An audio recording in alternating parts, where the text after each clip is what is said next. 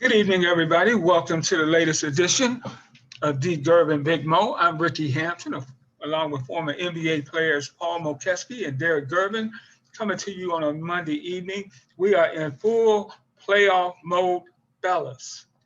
Full playoff mode, fellas. Well, some teams are. Some teams like Denver went back home. So yeah, we got the cream of the crop, the best teams. Um, Unfortunately, a lot of them are not healthy at this time, so it's going to be interesting from here on out. It's turned into a crapshoot. First, let me say good evening, everyone. Yeah, it's turned into a crapshoot. It's survival of the fittest, it seems like. And I think a lot of that is attributed to the early start back this past year.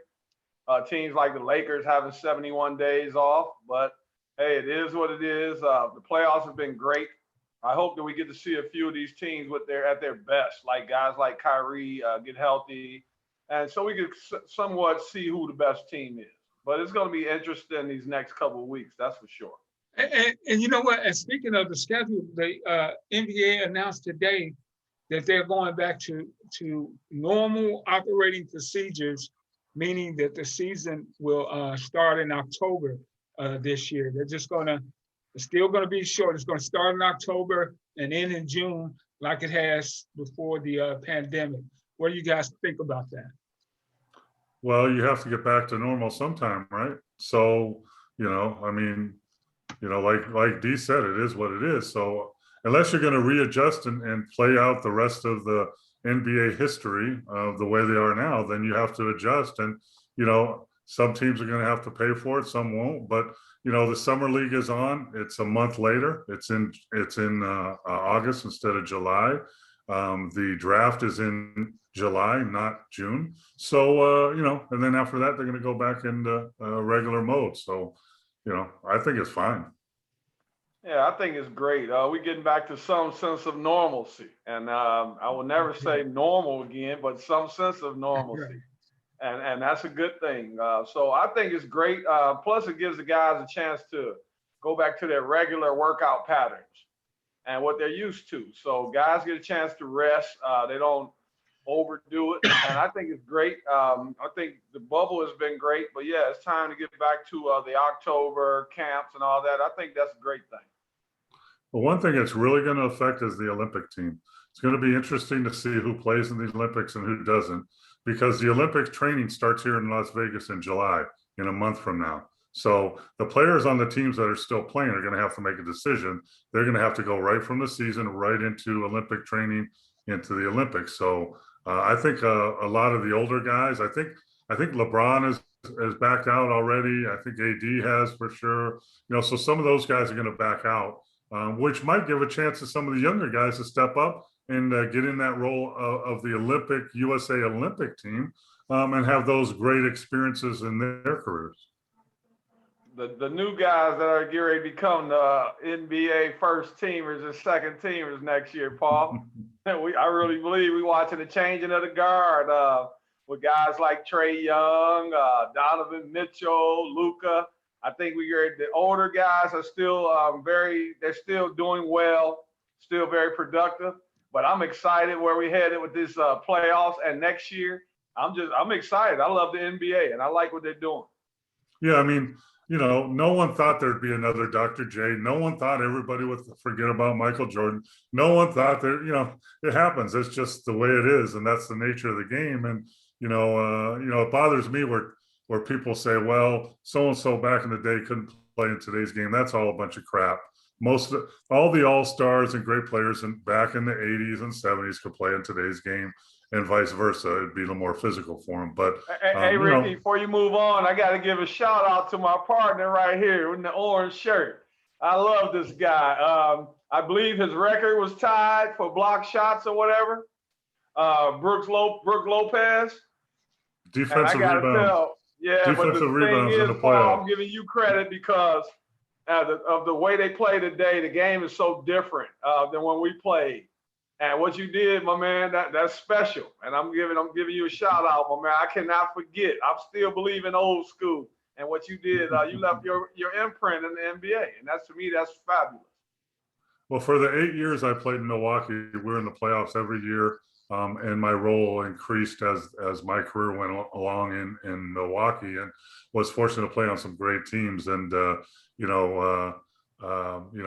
Lopez is breaking my most defensive rebounds in the playoffs at the 12 spot. But I like to see that there is big guys still playing in the NBA, doing their thing in the NBA, and getting it done. It's good to see.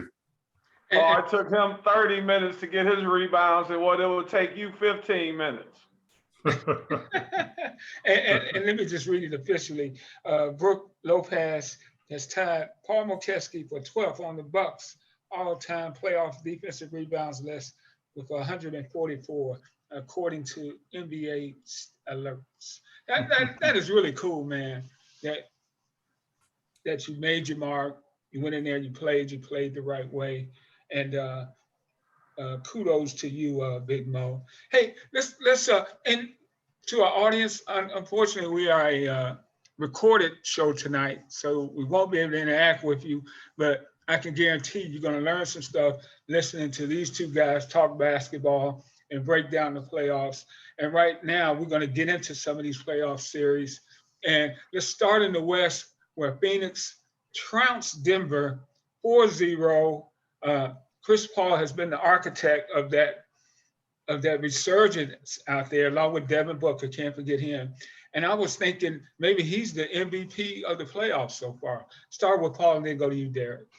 Well, I think, Chris Paul has proven a lot of people wrong that said he was done with his career a couple of years ago. He came out and mentioned that here recently. And, he has helped Booker's game. And also the guy that's really stepped up for the Suns, in my mind, is the big guy, Ayton, who has really come on, really played the Joker, MVP of the league, played him pretty much even in that series when the Suns swept it. The other thing I'd like to point out is what's really coming forward with the Suns coach and Chris Paul about the ups and downs they've gone through together as player and coach. And people don't know that his wife was killed in a car accident years back, and Chris Paul was with him then and supported him and helped him through it. And now, both of them are getting a very great success in Phoenix together. It's something special that doesn't happen that often, especially between a coach and a player. So it's really neat to see that, I think. Well, it's great for me because a lot of people think Chris Paul is a jerk. And Chris Paul is a leader on the floor. Sometimes players have situations where they have a little conflict and they have to settle some things. It happens to every team. But Chris Paul is a guy that seems to care about human beings. It was really special. I almost got emotional. I didn't quite get there, but I almost got emotional when him and Monty Williams were hugging. Because a lot of people out there might not know, I'm close with Monty. We had went to a church here. Monty used to speak at a church here in the summer in San Antonio. And I used to go to that church. And I was sitting there with my wife one day. Monty was talking, and Monty walked off the stage. And he handed me a video, tutorial type things of the things that he was doing. And he walked directly to me. So that right there tells you how I feel about the man and how he feels about me. To see him doing what he's doing now, I think it is absolutely stupendous. I am a big Monty Williams fan as a human being and a coach. And if they win the championship or they don't win it, I still can be proud of what he's done today. The guys have bought in. And I think mainly they bought in because of what he represents and what kind of person that he is. And just so people out there know, in basketball, NBA basketball, college basketball, most sports, sometimes you have to be a jerk. You have to be a jerk as the leader of the team. You have to be a jerk as the coach of the team. So sometimes it's you have to be. And Chris Paul has done that, but his leadership skills are second to none. Whew, Paul, last night, I say he put on a clinic. Am I wrong? Yeah, dude. And it was so interesting because I don't know if you saw this because you're probably in the gym most of the day, Derrick, but ESPN had a spotlight on him and what he did in the fourth quarter. And he would get to the right elbow 5, 6 times in a row and score every time. And Denver's not doing anything. Get him off to go, make him go left. Get him off. And they just highlighted it was a highlight square, and he was getting there every time because he's so smart. He knows what he's doing, and he carried him on his back. Paul, I think they had the guy who was second. They had a list that they made of the guys in the last few years who have made the amount of buckets exact amount of shots they made from that elbow. I saw the list today when I was at the gym. Chris Paul's about 90 or 100 made shots over the second nearest guy.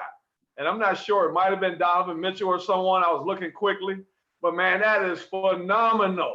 Chris Paul, but not only his scoring, just the leadership on the floor. When they need a quick shot, he's good at that. When they need to slow it down, he's good at that. When they need to reel in some guys that's getting frustrated, he's good at that. He's a maestro.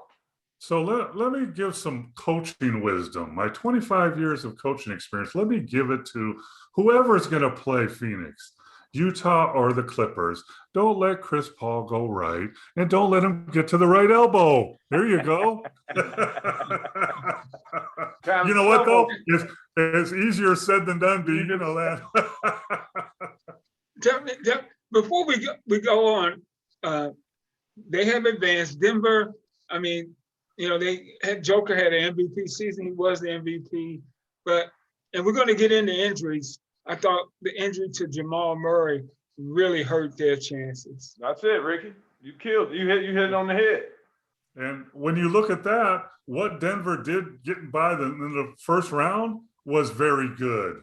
And, they got swept out of the second round, but they need to think about, the injury to Jamal Murray was key. Was their best player last year in the bubble, and one of their best players was Joker, and he's gone. And they made it one round and got to the second round. So I know it's very difficult. I've been in that locker room, and you start saying, what if, and we got swept. But think back of the season you had and the stuff you went through, and you got to the second round. A lot of teams, Lakers, didn't get to the second round. Hey, it wasn't all bad. Yeah, I had wrote yesterday at one point, it looked like they were ready to throw in the towel, but they kept fighting.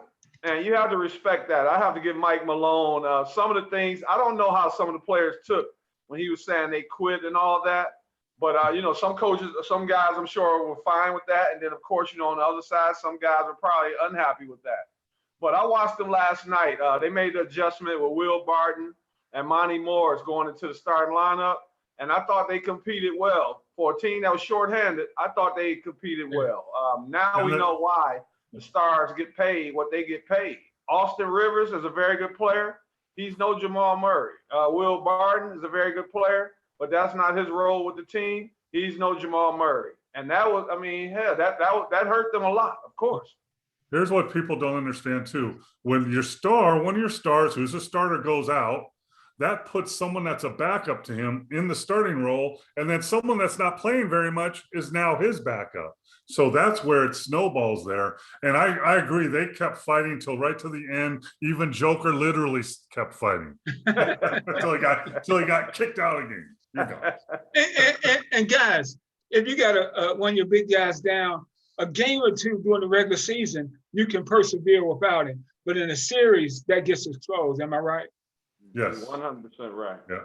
Hey, but before we move on to the rest of the playoffs, I want to throw this guy at you guys. The 2020 NBA All-Defensive Team was announced today.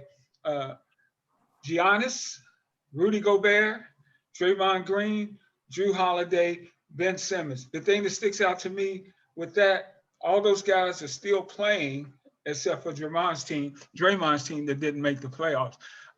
They were the first team, second team, Bam Adebayo, Jimmy Butler, Tybal, and of course, Kawhi Leonard, who's just a tremendous defensive player. Hey, Ricky, I can guarantee you Bam is not happy today being beat out by Draymond. Any thoughts on those selections? Now, Paul, you're a Buck. I see 2 Bucks on that list. So that means they should shut down the New Jersey Nets, the Brooklyn Nets. Give my team credit. Your team there. Well, I mean, and how about PJ Tucker? What about him? What about his defensive excellence? So, yeah, I mean, but you know what? The bottom line is you got to score more points than the other team. So offense really rules. Yeah. That's the facts. Yeah.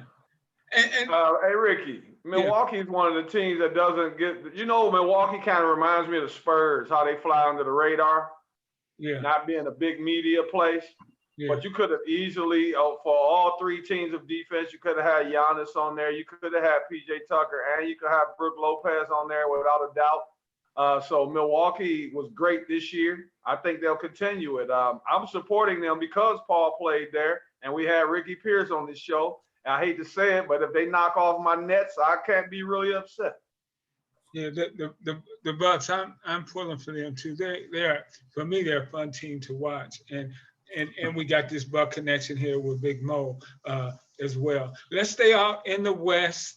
We got a game there played later on tonight. I'm looking forward to this one if I can stay up. Utah and LA. Utah won the first 2 games. The Clippers destroyed them the other day.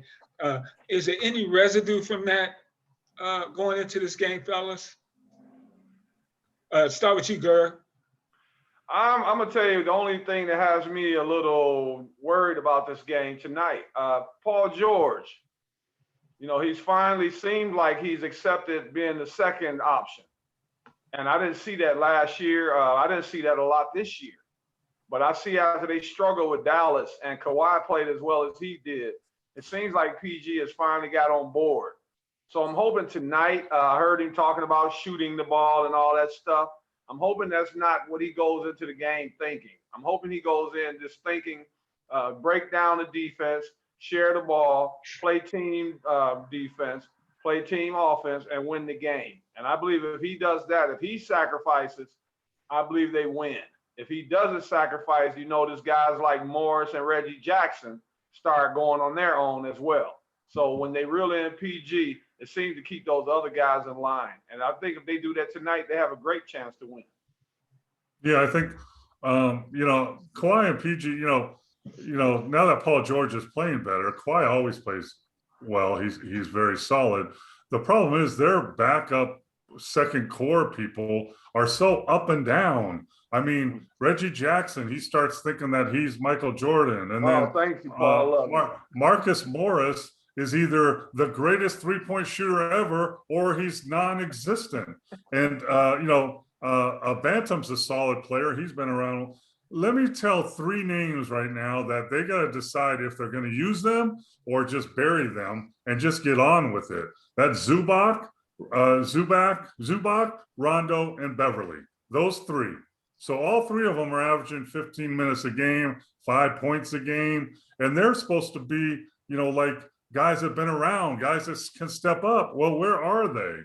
And if they step up and show up, then Clippers got a great chance. If they don't, it's going to be a battle just like it is now. And Utah's been the best team, the best overall team in the NBA all season, and they'll show that in a 7-game series. And I think having home court for Utah is huge. But what about not having Conley, Mike?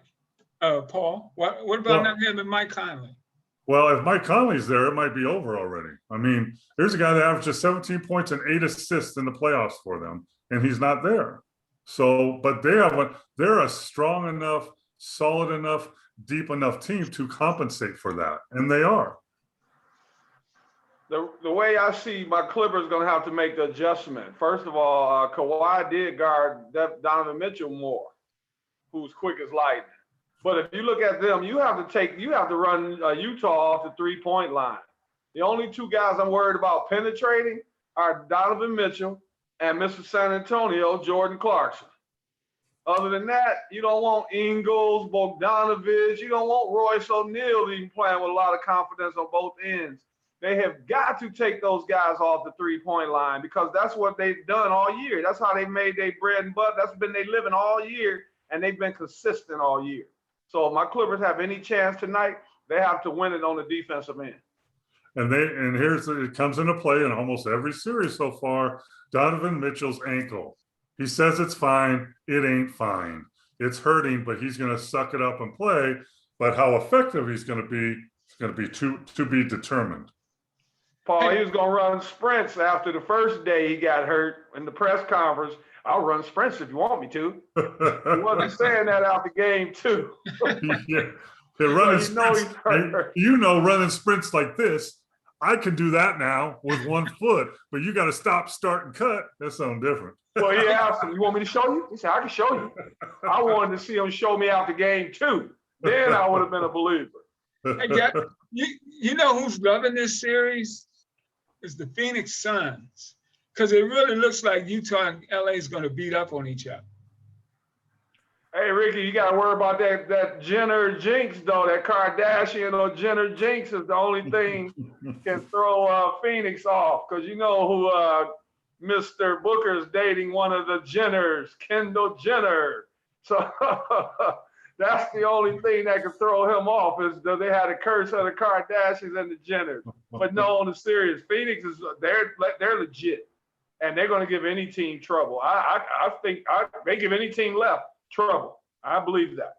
They're the most healthiest team and still alive. Them, Utah, but not Utah because of Mitchell. So Phoenix and Milwaukee are the 2 healthiest teams out there still. And Atlanta. Well, but I'm with you, Paul. But Atlanta, yeah. So, yeah. Hey, okay, we're going to go over. We're heading east, and this game, which is probably tipping off in a few minutes. Game 4, Philly and Atlanta. Philly's up 2-1. Embiid, they just cannot guard that man. And it looks like they have found what they need to do to win this series, Mo. Philly's the better team. Atlanta's a good team. Capello is underrated. He's one of the better bigs in the league. They're getting a lot of help from Ragdonovich and Gallinari and a bunch of guys. But, Philly's a better team. Come on. They got Embiid and Ben Simmons and, Curry can shoot. Tobias Harris is playing lights out.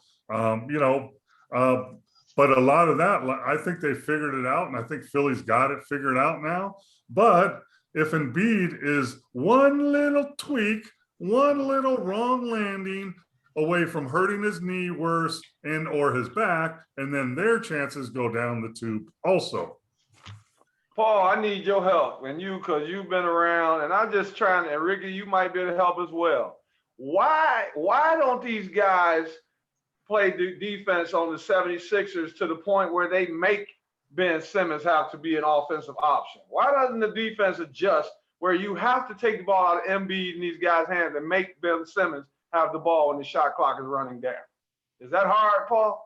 No, I think you have a viable option there. Problem is you have to do it late enough in the shot clock because Ben Simmons can make plays. He's a great playmaker. So if you give him 6 seconds and get it out of Embiid's hands, he's going to make a play for somebody, Tobias Harris, or back to Embiid. So, but at the end, like with 5 seconds or under, I would look at, trapping him, getting out of his hands, and make Ben Simmons shoot the ball once in a while. I've been trying to figure that out. I've been wanting to ask you that for a year now. I'm like, man, I don't get it.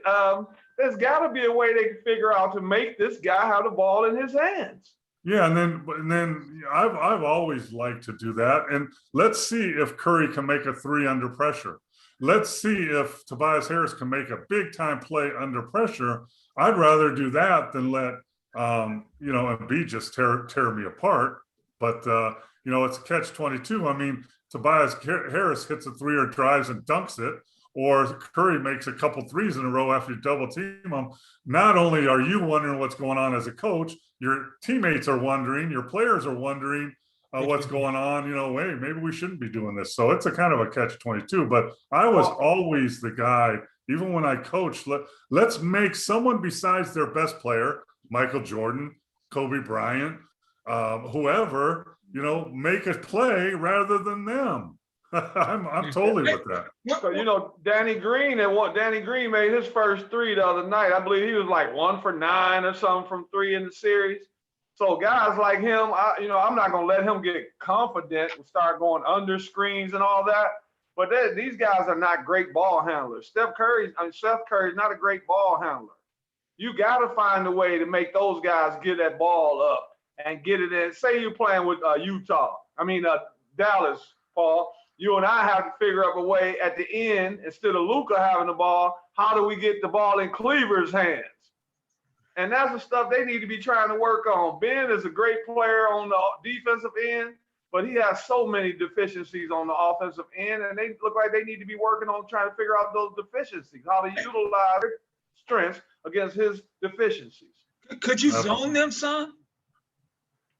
Yeah.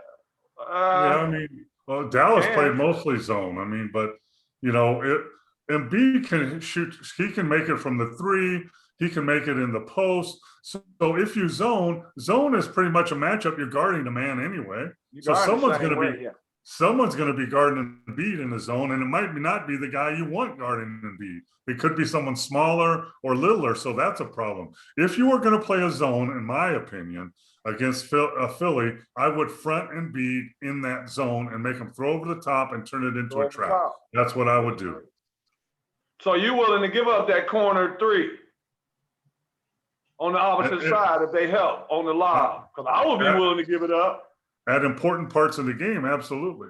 For sure. Especially because in the corners, usually Danny Green or somebody. It's not usually Seth Curry. Seth is more of a wing shooter. Yeah, I would rather give up that shot to Danny Green or someone, or Thibault or someone, as opposed to letting Embiid just kill us inside. Hey, I got a question for you, Mo. Being on the sidelines, all your experience, coach. Do you have something like a play or a defensive set you want to save to a late game situation? Or you hear football coaches talk about that. We saved this, we knew we could get this, and then we went to it. Yeah, basketball is less like that because football is set up plays. Everybody stops, set up plays, stops. You can't do that in basketball. It's a fluid sport. So, but yeah, if my secret to beating Philly is playing some zone, I'm going to wait till the right time to do it.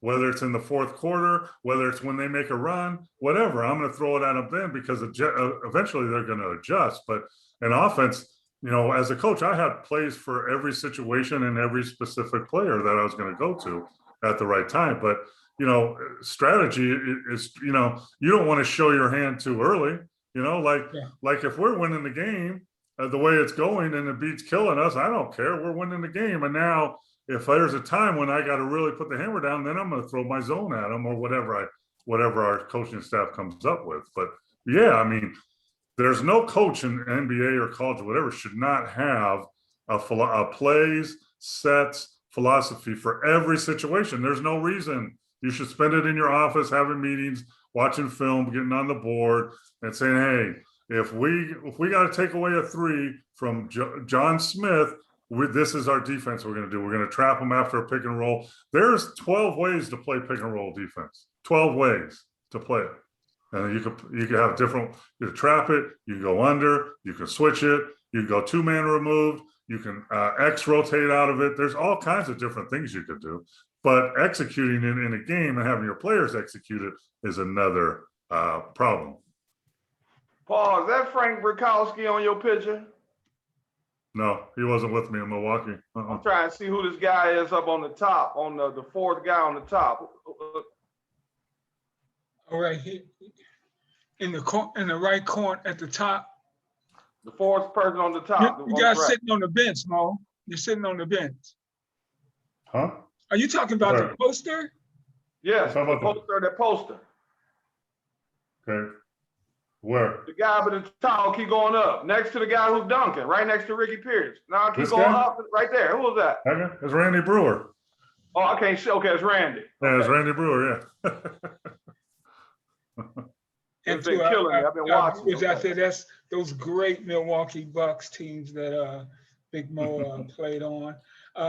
Hey, now we're going to move down. I know Mo's going to got a lot to say about this series, being a former Buck. We're all tied. Milwaukee 2, Brooklyn 2. They'll be going at it tomorrow night. Your thoughts, Derrick? Oh boy, that's a tough one. Man, the way it's been going, I'm gonna lean towards the Bucks, and not because they've been playing so great, just because of Kyrie going down. I think it's Giannis, Middleton, etc. versus KD basically. What's gonna happen with Brooklyn is they're gonna have to get more production from guys like Mike James, Jeff Green return to the lineup. So those guys are going to have to think more offensive. It goes back to what Paul said a little while ago. When you're replacing guys, it changes everybody. It changes everything. So these guys are used to, deferring to the top scorers. Now they can't defer as much to KD because KD needs their help. So if they can get offensive production from guys like Jeff Green, Mr. Joe Harris, who has scored 9 points in the last 2 games combined. If they can get Joe off the 3 points and then the 6 points like last game, they still have a chance to win, even though it's just KD. So the other guys have to show up. That's what they get paid for. Now is the time. You want to make your name? Now is the time. And I'm picking Milwaukee because all I know is Kyrie's out, Harden's out. So that's 74 minutes of 200 minutes in a game. That's 46 points a game. That's 12 rebounds a game and 12 assists a game that you're going to have to replace. And how are you going to replace it? You're going to have Joe Harris instead of 12 score 22. Bruce Brown's going to, instead of 8, he's going to score 20. Blake Griffin's going to even dig deeper into the youth well, and instead of scoring 7, he's going to score 20 again like he did 10 years ago. I don't see that happening. So not going to happen. So what worries me about Milwaukee is when the other team has 2 main big players out, not just starters, that there's a mental letdown of, okay, we can just go in there and play our game and be chill. No, you have to go in there in the first quarter and get them down by 20. Step on them right away. Make sure they know they're in a fight. PJ, you get in KD's face like you have been, get him frustrated. He's shooting, 20%, whatever he is now, and put it to him early and let them know they're not in this game. Because if they let him play for a while, KD can win a game for you, even with the other guys out. So that's my worry. My other worry is Giannis can't make a free throw. Stop dribbling, taking a breath. Just dribble 3 times and shoot the damn free throw and follow through like you have aggressiveness. Stop shooting air balls and don't shoot another 3. Is there no one on the Bucks staff, no one on the Bucks locker room, no one on the Bucks bench that can say, hey, Giannis, you're shooting 13% from the 3. Stop shooting 3s. But I'm open, coach. Yeah, you're open for a reason. You can't make them. They're laying 15 feet off saying, shoot it. That's what I would be doing. Paul, hey, you're open. Shoot it. Paul, Stop shooting them. He's pulling up shooting it with confidence, too. What are you doing? Somebody step up. Hey, you might get cut. You might not make the team next year, but you might have a championship ring to show for it. Tell them. Maybe this guy who I love, he's still the 2-time MVP, but I got to be honest. He shot more air balls than anybody in basketball history. And I'm not saying NBA history. I said basketball history. So he's got to be smart. That's not Budenholzer. That's not just their job. Giannis has to be smarter. You don't have to take the first shot. It seems to work when you're going downhill. Now, I will say this, Paul. He made it at the second or third quarter, I believe. He did finally start making adjustments, start driving, kicking it to the corner. If he continues to do that, then tell me how they're going to stop him from getting to the basket. He just needs to learn when to go and when to share the ball. Kind of like my guy with the Clippers, Paul George. Are you listening, Paul? Learn when to go and when to share. I mean, their defense is stay 15 feet off Giannis and beg him to shoot the 3. And if you continue to do it, you're falling right into their hands. So the problem is you got your MVP, the MVP of the league 2 years in a row, your MVP or best player who's playing. I mean, hell, his numbers are 27, 14 to 6. I mean, come on, but you're falling into their hands, and he falls in love with that three. And the other problem is in a game in the fourth quarter, he can't make free throws. So you got to take the ball out of his hands and let somebody else make a play, probably Middleton, who's doing that, so you don't get to the free throw line. But other than that, the Bucks should take care of business and win the next 2 games and move on. That's what they need to do. Oh, they gave him, and Ricky might have seen it as well. The other day, the last game, Blake was guarding Giannis. Giannis was dribbling Paul like at the free throw area. He went through his legs about 8 times and all that, and Blake was standing in the paint, right? Instead of even looking at the basket, he does all that dribbling the clock out, and then he's going to retreat dribble, and then still try to drive right. And Blake just stuck his hand out, just put his hand on the ball. Hey, come on, man. Hey guys, I see a lot of bad free throw shooting from youngsters and college players, and I know routine is important. Derrick, what was your routine at the free throw line? And then you, Paul. I know it won't take you long to explain. I didn't have a routine, Ricky. I just walked up there and dribbled twice and looked at the basket and knocked it down. That's your routine. All that overthinking and stuff, I'm not with all that overthinking, man. Confident people just walk up there, get a couple dribbles, and knock it down. Yeah, but that's your routine. That's the routine. I'm just saying, it wasn't real. I mean, to me, it wasn't a routine. It was just something normal. Hell, just go up there and shoot the ball. Did you do it every time? Did you do it every time? Every time. There's a routine. Yeah. But Paul, you gotta understand he's a Gervin. It kind of goes in for them automatically. So. Yeah, I mean, but like my routine, I just said 1, 2, 3 dribbles, 1, 2, 3 release. 1, 2, 3 dribbles, 1, 2, 3 release. That's all I did. That doesn't take 15 seconds. I shot 80% in the free throws in the playoffs. I won a playoff game. I put it into overtime with no time on the clock. I made 2 free throws. All I was thinking about was 1, 2, 3, 1, 2, 3 release. That's all I was thinking about. Yeah, that's how you do it. Your routine. I'm a golfer. That's the same thing. Ricky, you can make things. You can make things difficult. Now the funny thing is these guys, they call them superstars, and then you find out they're the chink in their armor when they go to the line. Ben Simmons, Giannis, look at Luka, Zion. It's a shame. LeBron's not a good free throw shooter. Hey, LeBron's never been a good free throw shooter, but that's a mental thing, and I don't understand it. They have a mental block. They work on everything else in the summer. Why aren't you working on your free throws? Yeah, I mean, I've seen Chris Dudley. Remember Chris Dudley? My teammate, Paul. Don't make fun of my buddy. Well, I played him with him in Cleveland, and I tried to help him with his free throws because he was worse. He was 30, 20%. He was worse. Well, yeah, so I would stay after practice, and we would shoot, and I'd get him in his routine, and he would make 80 free throws out of 100 every day.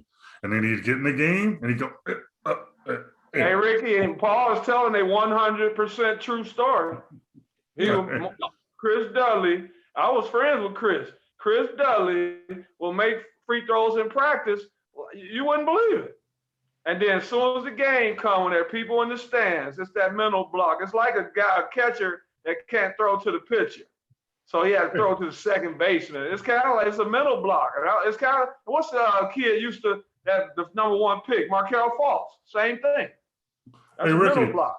Ricky, you're a golfer. It's the yips. It's the shanks. It's the same thing. I mean, I think every free throw should be shake, shimmy, and shake. And then get your thing. I mean, I see kids in high school doing that. What are you doing? So that's Kevin Durant. Yes. You don't. I think what happened, people think about the game situation. Oh, if I make this, we go in overtime. If I miss this, you're not thinking about what you should. Go ahead. Hey, Ricky, you know what I used to do, honestly? Because I had to shoot 2 free throws against the Bulls We down 2 with 8 seconds left. That's against Mike and Scotty, right? And this is the honest truth. This is me.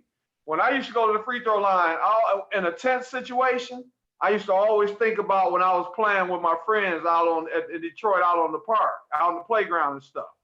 You have to find something that's going to motivate you, that's going to take away all the distractions. Yeah. And that's what I used to do. It might seem weird to some people, but I used to put my mind elsewhere. It worked for me. So we call getting in the zone. I mean, and that's what your routine does. If you focus on the routine, you can't think about all the other stuff. But yeah. Man, you guys know your stuff, man.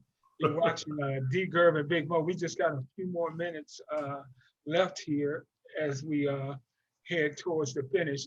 You know, I know it's early, but so far, who would be your playoff MVP? I mentioned before we went on the air to Paul, I thought Chris Paul was, and Kawhi Leonard in that last series played about as well as you could possibly play in the game of basketball. But man, hey Ricky, Kawhi has not missed a shot in the playoffs in the fourth quarter. Does anybody know that yet? Whoa. Hey, go look it up. He's in the fourth quarter, the games that they won, the 5 games that they won, he has not missed a shot in the fourth quarter. I'll bet people didn't know that. I study my history. Yeah, I mean, you got Donovan Mitchell before he got hurt. He was killing it. You got Kawhi who's killing it. You got Giannis who's killing it. You got KD who's killing it. You got Embiid who's killing it. So whoever wins the championship, whoever wins off that one of those teams, that's who's going to be the MVP. Okay, Paul, but right now, who's the smartest player remaining in the playoffs? For me, this is why I have Phoenix in it. For me, the smartest player remaining is Chris Paul. That's why I picked them to beat the Lakers, because LeBron has someone on the other side of the ball that had the mental capacity that he has. And that's the only reason I picked them to beat the Lakers. Yeah, I mean, he's the only guy on, and you won't like this, but playoff Rondo is one of the smartest guys that's still on the team, but he's not playing very much. Playoff Rondo, he's one of the smartest players on the bench. Yeah, but so he can't. But Chris Paul's not only smart, he's also competitive and tough. And he's mentally tough and he's physically tough. So that's the guy. Hey, Ricky, I'm glad he brought up Rondo. I'm sorry. You remember we had this conversation about playoff Rondo? And I told you guys playoff Rondo is in the past. I wanted to see Lonzo Ball. I knew what we were going to get from Rondo. Yeah. And that's what you're seeing. Yeah, that's what you get from playoff Rondo when you play him 12 minutes. He's not playoff Rondo anymore. He's old man Rondo now. He's 11 minutes a game. It's hard to do anything in 11 minutes a game. Hey guys, before we get out of here, I want to go back to the Brooklyn series quickly, because I've heard a lot of people talk about, okay, this is KD's time. He's never carried a team before. Now he is the man. First of all, do you think that's a fair thing on KD? He's been the man to take a team somewhere. First of all, it's not true. He's got 2 of the best offensive players ever to play the game on his team. So it's not true. Well, I mean, with those guys out. Well, then, but you can't really say that, because if they weren't on the team, they would have other players in those spots that were not quite as good, but good. So he would have to carry a team with better players, not better players, but at least better than what they're going to have. So that's not a fair assessment, but it is true. I mean, in OKC, he played with Harden and Westbrook. And then he goes to Golden State with that team. And now he goes to Brooklyn and he has 3 with Harden and Kyrie and himself, 3 of the best offensive players ever. So come on, man. And who cares if you can carry a team? You need to win rings, championships. Hey, Paul, but before he got hurt, wasn't a lot of people saying that KD is the alpha of that team before Kyrie and Harden got out? So if he's the alpha of that team, he must be able to carry a team. People have been ripping, huh? Of the Nets? Yeah. They've been ripping KD on social media and all that. They've been putting up pictures of him in high school. This is KD without help. That's any player without help. But see, Oh, come that's the on. difference. That's why, Superstar, KD can carry a team. You can't, injuries and all that help happen. But that does not take away from what Kevin Durant brings to the table on a nightly basis. Yes, he can lead a team. MJ had Pippen, Kobe had Shaq. Come on, man, really? I mean, even but John Stockton had Malone. I mean, come on, man. You're not no, you can't win with one person. You can't. It's impossible. Unless it's and Will Chamberlain, maybe. because you guys played in the NBA. I mean, that's just a total difference. Hey, Ricky, You but can you let me can say talk this quickly. fans. It's not just They'll that's never, not, but they'll never understand the game the way you and Paul do, Derek, because you guys were there and you understand. okay, Ricky, think about this, okay? It's no different in high school, okay? You got two of your best players in high school. One of them gets hurt. That's why you have the other players. The other guys must step up. That's women's basketball, that's men's basketball. It's just not NBA. That's basketball, period. That's why you have the other players. But you cannot blame Kevin Durant or you cannot blame George Gervin if they didn't get the job done. They still Hall of Famers that have done what they were supposed to do. Maybe they didn't get the help that they needed, but that does not take away from what they brought to the table. And here's one thing that's different and with KD big time, because the mentality of basketball world is totally different. You can go to 5 high schools now. You can get in the transfer portal in college and play in 3 different colleges if you want. No big deal. And now in the NBA, you can go to a team if you want and you're a free agent. KD went from OKC to Golden State to Brooklyn and always had 2 other stars with him. So he's leaving and finding other players. Whether he's bringing them in or not, that's what he's doing. I mean, Larry Bird, Magic Johnson, Michael Jordan would have never played for another team for a championship, but that's what he's doing. But that's the way the game is now. Yeah. The transfer portal in college has 1,500 students in it. They just leave because it's not working for them or they want to play with different or better players. So that's the way of the game, but that's the difference that KD's doing that I could see having some kind of problem because he went to the Warriors, who were already a great team.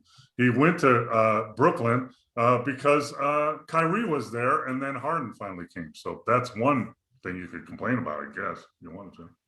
Hey, well, we got to get out of here, man. A great hour. We'll see you next week. Big Mo, Paul Mokeski, the great Derrick Gervin. I'm Ricky Hampton. Good night, everybody.